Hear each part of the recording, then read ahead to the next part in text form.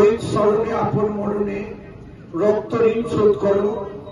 সে আমরা সেই 21শে জুলাই আমরা 1993 সালে যারা শহীদ হয়েছিল তাদের সেই শহীদ তর্পণ করতে আমরা প্রত্যেক বছরের ন্যায় এবছরে যাব। তাই 14.5 নম্বর অঞ্চল কমিটি যে আজকে আহত সভা, সেই সভায় উপস্থিত আছেন আমাদের আরামবাগ ব্লকের সম্মানীয় সভাপতি শম্ভুনাথ দাদা মহাশয় আছেন, আরামবাগ পঞ্চায়েত সমিতি কর্মাধ্যক্ষ সম্মানীয় আমাদের সামন মিশ্র আছেন, আমাদের প্রাক্তন প্রধান আমাদের সঞ্জীব অধিকারী আছেন, আমাদের এই অঞ্চলের প্রধান উপপ্রধান আছেন আমাদের উত্তম বেলা মহাশয় মাত্র বক্তব্য রাখবেন। আরো অনেক ব্যক্তিত্বরা আছেন, তারা বক্তব্য রাখছেন, আপনারাও শুনছেন। তাই আজকে যে সেই শহীদ তর্পণ করতে কেন যাবেন, একটু আগে আমাদের বক্তারা তারা তাদের কথার মধ্যে বলে গেছে।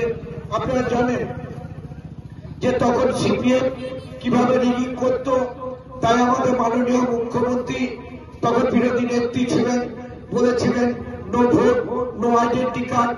সেই আইডেন্টি কার্ডের দাবিতে আমরা সকলে সেই 1993 সালে 21শে জুলাই সেই আমরা শহীদ স্মরণে সেই সভায় আমরা গেছিলাম।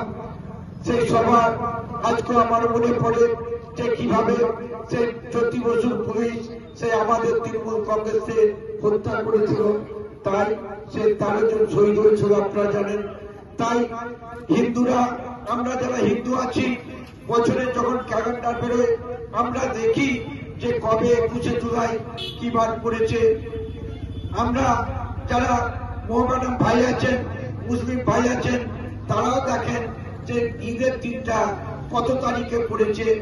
যারা খ্রিস্ট ধর্ম অবলম্বনী যারা আছেন তারা সেই জেসাসে সেই 25শে ডিসেম্বর কি বার তারা দেখেন। আর আমরা যারা তৃণমূল কংগ্রেস করি আমরা কিন্তু সেই দেখি যে 21শে জুলাই দিনটা কি বার পড়েছে। তাই আমরা সেই শহীদ স্মরণে আপন মরণে রক্ত ঋণ শোধ করো, আমরা সেই সকলে মিলে প্রতি বছরের না আমরা সেই ধর্মতলায় যাব। তাই আমাদের উত্তম বলছিল যে বিজেপি তাদের সেই কিভাবে কি তারা কথা দিয়েছিল, তারা কথা রক্ষা করেনি, এটা তো আপনারা সবাই জানেন। তাই আমরা নিশ্চয়ই সেটা নিয়ে আলোচনা করব।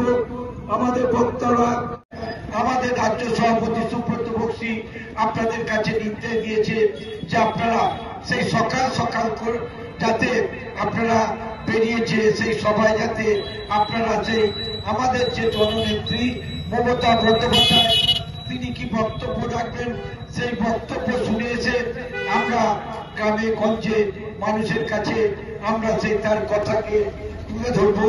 আপনারা জানেন যে 26শে যে বিধানসভা নির্বাচন আছে, তো অনেক গাড়ি সেই যারা সকালে বেরোয় সেই গাড়িগুলো যে ঢুকতে পারে না, আমরা তাই আপনাদের